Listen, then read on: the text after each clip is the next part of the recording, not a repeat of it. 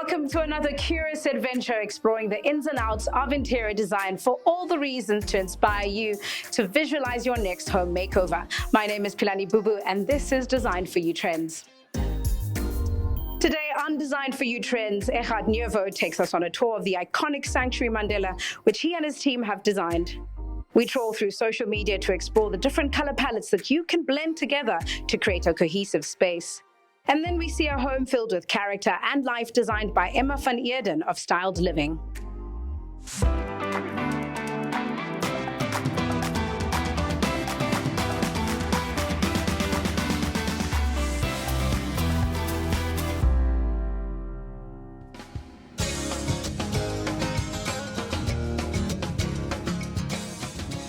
Amongst the media figures that we've been featuring are also legendary locations with their own tales to tell through intricate design. One such heritage home is Sanctuary Mandela, designed by Kim H Interior Design Studios. Take a look. Sanctuary Mandela, previous home to Nelson Mandela, is now a beautiful space that you two can retreat into for reflection and healing right here in Houghton, Johannesburg. Honoring this iconic figure, each room and space is inspired by thought-provoking design and experiences that filled Madiba's life. We are honored to be able to explore this historic landmark with Gerard Nieuwou of Kim H Interiors and to discover which elements of heritage were maintained here. You know, I've been here so many times, but I don't really actually have the full story. So let's start right at the beginning. You know, what was the brief and what are we trying to achieve with Sanctuary Mandela? Well, perfect. You come to the right place. Yeah. Essentially, we were met by the foundation and they gave us a brief to create a space of reflection. Yeah. That feels like a home, but doesn't feel like a hotel or a museum. Just a space where you can walk in, take stock, step back and reflect on your life, the country, and the man who actually lived in the space itself. Right. Let's talk about what the design styles or details that were kind of briefed in, particularly around the architecture and the heritage of this house. Yeah, well, we were obviously faced with the heritage aspect due to the age of the building, but also the significance of it. So we had to create a space that kept this facade intact, but added on an additional 5 bedrooms, which is a bit of a challenge given the size of the stand. So we opted for a contrast instead. Had the red brick that's built in a very modernist square format that blends in together, so you walk up and you can see what's new, what's old and original, and have the two complement each other at the same time. This used to be a massive garden, but we had to allow for parking given that this has become a commercial space. So we had to cut the whole thing back slightly and still wanted to keep that green influence. So when you walk up to the space, you're met by these pylons we installed that have laser cut lettering on them, words like freedom, democracy, and peace, synonymous with the man who actually lived in the house. Mm-hmm. But we wanted to play with the reflection aspect of that. So in the morning, the sun shines from this side, and it actually reflects through 2 of the words that you can read on the walkway as you enter. Yeah. And in the afternoon, that actually changes because the shadows move around, and then you've got peace on the other side that then shows up in the afternoon. And then water, obviously, what's more reflective than water? So a beautiful water feature, the sound of water that kind of just calms our minds down. And then being surrounded by nature, which was all designed to have plants that were special to Madiba himself. The Strelitzia, which is his favorite flower, and then even the roses behind the water feature, which are called the Madiba roses, named after him. I didn't know that. And then when you walk up to the space itself, one of the key original aspects of the brief was a photograph that we were given showing the facade of the house. And it actually had Madiba standing reading his newspaper. Apparently he used to love doing that in the morning. He'd stand in the sun on these steps and read his newspaper. So we commissioned an artwork, a sculpture that was made of him to scale in the arches where he actually stood for that photo. When you do walk into this space, you'll see that there's a very distinct transition between what's new and old, and the fact that we're kind of like walking from the past to the future to a large extent. I love that. I guess let's do it. Absolutely.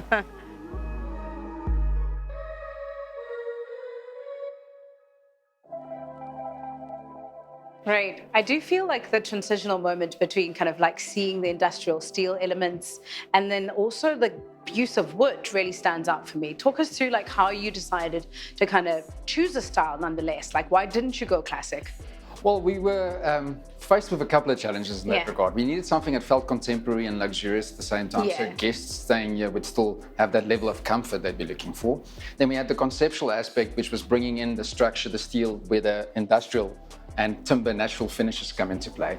But we also had a lot of chats and research about what Madiba actually liked. And he was a man who loved simplicity non-clutter, Yeah. and then quality at the same time. He was also very fond of leather. Wanted to bring that into the space, but factor in the other aspects that were important to you, and then create a space that feels like a home you could live in, but also have that little bit of opulence and still tells the story without feeling museum-like. I do feel that connection between the outside and the inside in terms of the choice of the flooring. We loved the idea of bringing a brick finish in. Brick wasn't really that practical, so we went for a clay tile. And I almost created a bit of a landing strip that leads your eye all the way to the back of the house. Yes. That's also echoed by the skylight that we put into the new space. So we brought natural light into it so we can highlight these finishes, but also draw your eye to where we'd like you to see. I mean, when you do walk into the flooring and you see that transition, and with this finish, you also pick up on what was originally the flooring in this space. So this was where we had I was wondering about that. Before we walk upstairs, there's also an idea that I kind of see in my mind, and also trawling the website, that there is kind of slight differences between what you want to achieve in terms of color schemes and feeling and a mood downstairs versus the bedrooms. What was that? So downstairs, yes, has got a bit more of a classical influence aspect, slightly more masculine. It was a man's space. So the tones is natural. We've got our timbers, our browns, our clay finishes, and then just more of a blank canvas behind it. And really emphasizing those industrial aspects I was referring to earlier, where if you look at the bar, there's patterns that link back to Madiba's childhood heritage itself, like subtle nods, telling stories throughout. And that color scheme, keeping it neutral, so it's a calming space because it's also a restaurant at the same time. And then when we go upstairs, you'll see how it transitions to a bit more of a colorful, brighter, homely feel. Shall we take a look upstairs? Absolutely. But wait, before we get upstairs, let me just tell you a little tidbit about this counter. Sure. It's an example of one of those things we kept around. So when we demolished the old garage, these were beautiful old coronation bricks that were imported from the UK when the house was originally built, that we kept because you don't see bricks like this anymore. Right, with kind of the etching. That's amazing. I love the etching on those bricks.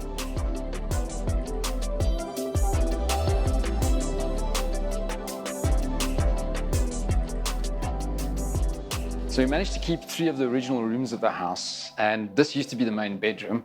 Let me show you how we tried to keep it intact, but also give it some new life. Amazing. Nice. So this is probably the biggest one, right, in the space? It is. So this would have been Madiba's bedroom, but funny story, he preferred to sleep in bedroom 3 because it was slightly smaller and he didn't like the oversized bedroom. Right. You know what was really surprising for me is that when I walk into the space, I expect a lot of traditional, I expect a lot of classical, and there are sentiments of it that you've kept, like the pressed ceilings and just like these layers of Persian rugs. But I really love the idea of celebrating like the modern in this as well. Walk us through your decisions and your choices in every single bedroom. I'm so glad you noticed it. It was actually a conscious decision to put Persian rugs throughout the whole house. I mean, it is an older home. It has got a bit more of a colonial style, and I wanted something to just ground it so it feels a bit more established because we wanted to venture into a more contemporary approach, but with an industrial edge, like I mentioned, which is a bit of a harsher style to put into a home. So we've got all of that downplaying with a more luxurious, established feel, and it just grounds it also. You walk in, still get the heritage of the building, but feel like this is a timeless interior that might last quite a bit longer than your typical classical you would expect to see in a home I like absolutely get that feeling. The other thing that also does it for me is like the color choices. There's like a bold choice on the walls. Well, I mean, you must have noticed by now there's a lot of earthy tones throughout the whole space, a lot of timbers and leathers and your browns and taupes and things. And that's played off by the greys. And I needed something to just bring a bit of life to it. And what's better than the color of life? So green is a bit of a royal color. It is an established color. It's something you would see in all the buildings, but still it's edgy enough that you might feel it to be modern. And when we started painting these walls, everyone was against it. They walked in and said, are you crazy, we're doing green? And I said to them, guys, just hang on. You will see how this green just pulls it all together and brings a bit of life into what otherwise would be a bit of a dull two-gentleman club-like space. Right. In terms of the other bedrooms, every room has a name and has a story. Now, we're here in the original master bedroom with Mr. President. What are the other rooms, and kind of how have you added 1 or 2 elements that make that a distinct space that tell that story? Well, we were donated very generously a set of works by John Mayer, which depicts different aspects of Madiba's life. So I chose a painting for each room, and each of them has an element that sets the tone before you enter the space. So when you walk through the hallway, you'll see the artwork. It's not the same as the name necessarily, but each of them have a name as well. This one, for instance, is Father of the Innocents. Okay. Which we then try to link into the space itself subtly. So you see the painting, you walk into the space, and immediately you see a painting that we were donated by the foundation of Madiba with a child in his hands. And then Other interesting aspects to the story, like Pillars of Salt, which has got photographs of him revisiting Robben Island, along with letters that he wrote to his family. So it kind of sets very subtly, well, like I said, I don't want it to feel like a museum, but when you're in the space, I want you to explore and kind of read and then realize, oh, that links back to the outside. So that's where that whole choice came into play. You know, this is one of my favorite features in this entire space. And I think everyone's too, because everybody takes a picture here. But what it is, I feel like the height and the grandness of the ceilings and the skylight is really special. But really here, what I get a big sense of is that like structural industrial bit. Walk us through every choice that you made here. Well, as you know, it is the height of this space makes it not feel like a home. I've got this grand height, and to me, light is life. So natural light here really brings it to life, and it almost feels like a little bit of a transition. When you from downstairs go upstairs, it's a whole different world. Right, and it definitely joins everything together. You know, it's like the holding space. Yeah. Well, I kind of framed it to a large extent. So, because as I mentioned earlier, we did the structural aspect different to the original house. We purposely chose aluminium that's done in a dark color to contrast, and it almost creates a frame around this painting, which is the skylight that brings natural light and life into this space. 100%. And the other feature that really stands out here is just kind of the lighting choices that you've made. You know, it's so easy and simple to put a chandelier, but now you've got like these super drop-down fan, lighting pendants. Well, we chose these pendants for a few reasons. One of them is that the color links up to that structural aspect. They're also made from wire and nothing else, so it really strengthens that concept. But it also allows you to kind of see through them, so they don't become the main event in the space. Right. They kind of become more of a complementary aspect to it. 100%. Now, one last question for you. Were there any kind of distinct challenges you had in this space? You can also just mention the highlights and the joys, do you know? Well, it was a really special project to be a part of. It's a project that took quite a long time to bring to fruition. A lot of planning had to go into it, and a lot of research had to be done, which is one of the special aspects for me. And then the tough aspect, making sure that you do this space proud, attempting a brief that is, be a museum without being a museum, be a home without being a home, and be a hotel, without being a hotel. So Absolutely. bringing all of that together was the biggest challenge. Sure. I mean, it's really a great job, well done, just kind of maintaining some of the old and the new, but also like defining the feeling of an iconic man, but also like his tone and his energy that he gave to this country, which is that calm and reflection on like our history, but also the future. So thank you so much for sharing your work with us. Thank you very much.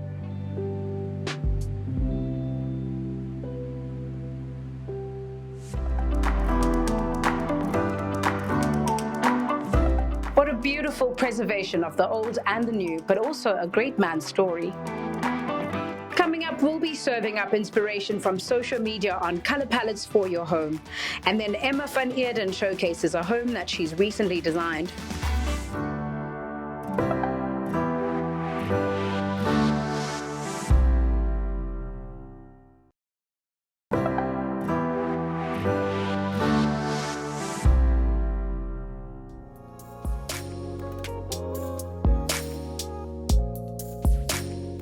Color is a really powerful way to transform your space, and when choosing color palettes, don't think only of your personal preferences, but rather the overall aesthetic that you're trying to achieve. Let's take a look at social media for a few tips for you.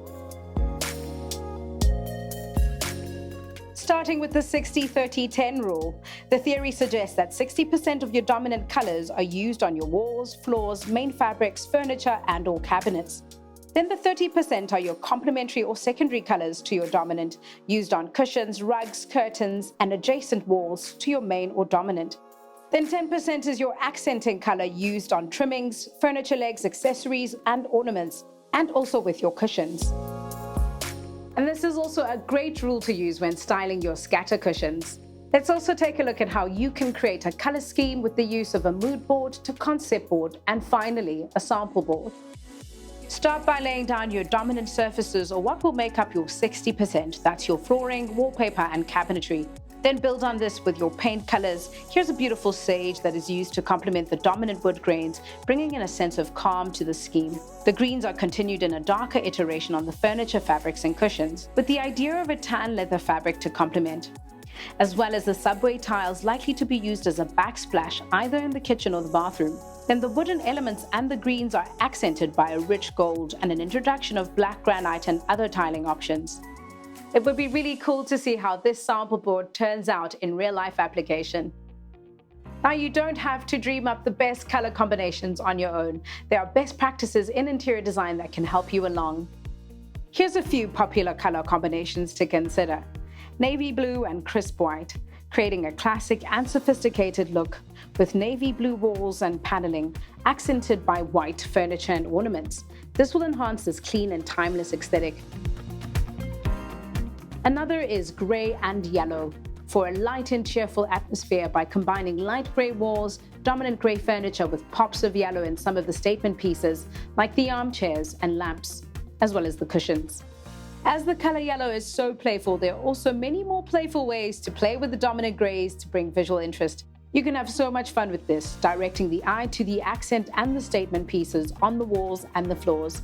Even with a richer, darker gray or charcoal, this color combination gives a fresh and vibrant touch to the space. One of my other favorites is this terracotta and cream. If you are a little boho chic like me, this color scheme brings warmth and an earthy atmosphere. You can complement the terracotta with warm and different tones of cream and beige in the furniture, not forgetting to add that element of greenery held together by earthy ceramics. Another amazing tool to use is the use of the color wheel. There are very specific color schemes of interior design that you can lean into, and you can never get it wrong. The monochromatic scheme is when you use different shades, tones, and tints of a single color. This creates a cohesive and harmonious look. You can also combine with accent colors like the gold and the black in this image. Be careful not to use super bright colors because this can create a very strong look. Keep it as light as possible. Here are some of the best colors to use for a monochromatic color palette: purple, red, and green.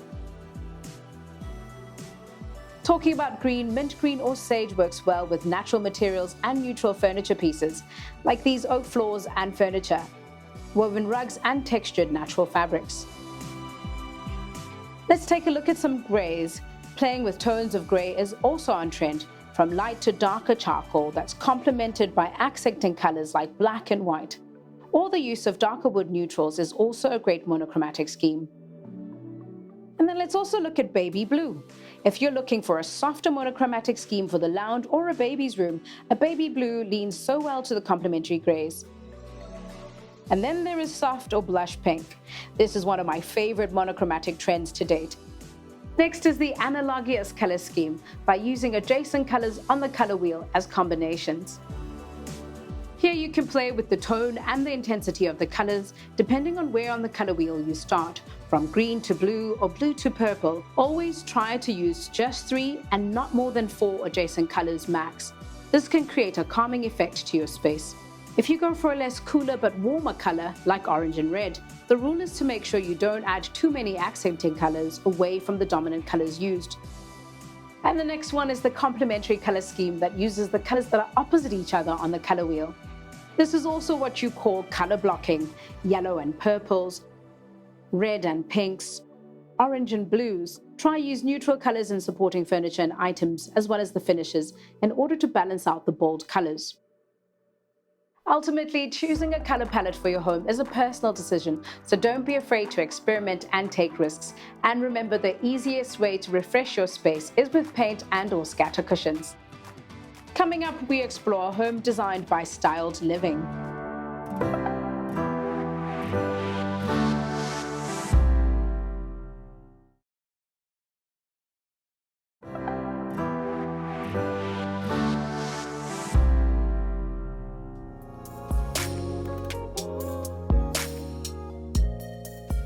Welcome back. Home stager Emma van Heerden shows us how you should be staging your home with just a few decorative items.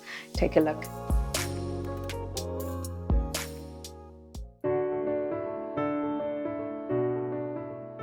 Home staging has been recognized as an effective tool for home sellers who want to make a statement by putting their homes on the market. This 3-bedroom home is a great example of how one can capture style and character using only a few elements. So the clients approached me because they needed help with home staging. They'd already purchased a new home and had already moved into it and taken a lot of the furniture with them. So a lot of the spaces were quite empty, but they'd left a few of their pieces. So I'd come through and knew which spaces needed to be filled, and brought in furniture that tied in with the whole overall theme of the house.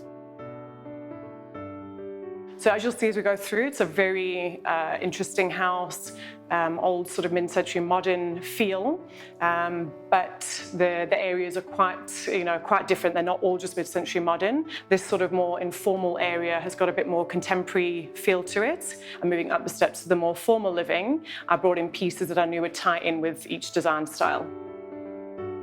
The design theme is a combination of the mid-century and contemporary styles, of which different aspects are seen throughout the house. The kitchen and living space, for example, display a contemporary style with its neutral tones that are complemented by accent colors. So the more informal living area, they'd left the kitchen dining table and the yellow bar stools. So all the other furniture I brought in to give it a more modern feel. So it's more appealing to a broader market as the home is for sale. So I brought in the modular couch with the pops of yellow that tied in with the bar stools that they already had, and more sort of modern style furniture that just keeps that whole theme running throughout this space. And I had two beautiful mid-century modern chairs that were sort of tucked away in the formal dining area, which I brought down into the entrance, which again has that sort of the yellow pop, which just ties in really nicely with this area. So with the kitchen, I like to keep kitchens quite simple. I just brought in, again, a few little pops of colour just to tie in with the theme that they already had, but just so the kitchen felt lived in, and all those pieces tie in nicely with all the areas around it.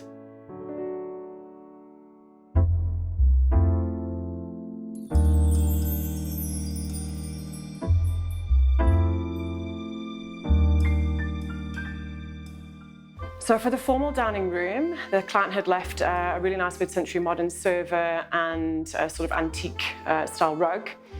So I just wanted to bring in something quite neutral. Glass dining tables I love using because they open up a space, and just the neutral brown chairs I feel just add a bit of character to the home but without sort of feeling too themed. And then some plants just to liven the space up a bit, and because the rest of the formal living area was quite red in colour, I used a contrasting colour of green in the decor pieces just to tie in really nicely with those red accents. So what I like to do for home staging is to make the home feel still lived in. So for spaces like the bathrooms, I'll bring in, still keep the nice sort of towels, little toiletry sets. I'll bring in some nice scented diffusers just to feel like there's a bit of life in the home.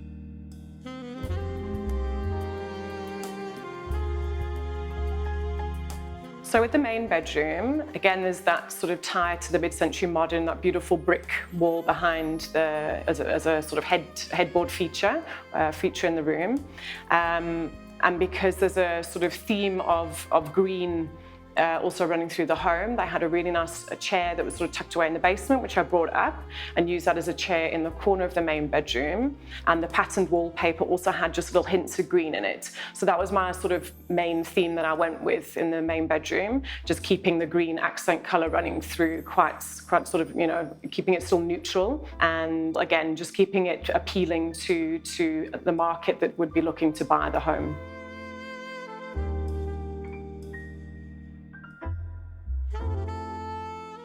So for the guest bedroom, being a bit of a smaller room, we didn't want to put too much furniture in there, so it's quite simple, just with the bed. And again, I just tied in the yellow theme that I'd used in the informal living area, which is quite close to that bedroom, and just brought in a pop of yellow just to brighten that room up a little bit.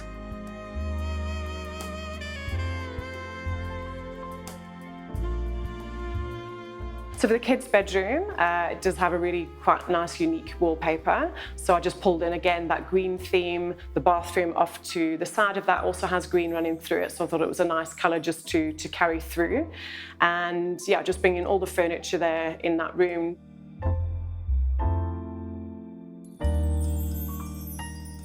If anybody is putting their home on the market, big advice is just to keep everything as neutral as possible, declutter, keep spaces looking clean, but still lived in, and just have a warmth to them that people can envisage themselves also living in that space. So what I love being able to do with home staging is bringing in character and warmth to empty spaces and making homes feel inviting, so potential buyers can see themselves living there, and just adding little personal touches. Each home staging I do is different, but there's always that sort of underlying theme that I always like to use. But yeah, just generally making it just a really inviting, nice, warm space. Very interesting use of calming subtle accents by Emma in that space. Well, that's it for today. Thanks again for tuning into Design for You Trends. We hope that we've inspired you to begin that next home project. Till the next time.